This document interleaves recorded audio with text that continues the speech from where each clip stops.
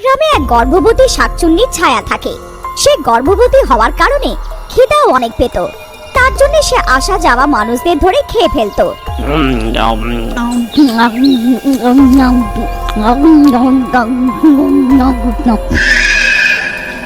ওই গ্রামে রিনা নামের এক মেয়ে থাকতো। ওর বিয়ে এক ধনী পরিবারে হয়।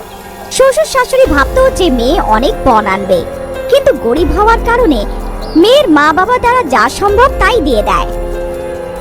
তারপর রমেশ একদিন নিজের বন্ধু রোহানের সাথে জঙ্গলের রাস্তা দিয়ে যাচ্ছিল। শাকচুন্নির নজর তাদের উপরে পড়ে।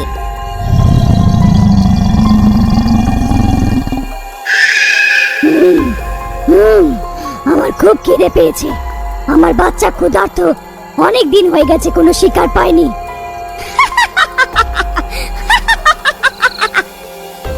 এখন দুজনেই আমার শিকার হবে। আজকে আমার খিদা মিটবে। আরে মরে গেলাম রে।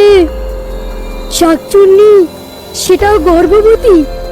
আরে এ তো জীবনে আমি প্রথমবার দেখছি। এরকমও হয় নাকি রমেশ দা? এখন গর্ভবতী শাকচুন্নি এসে গেছে নাকি বাজারে?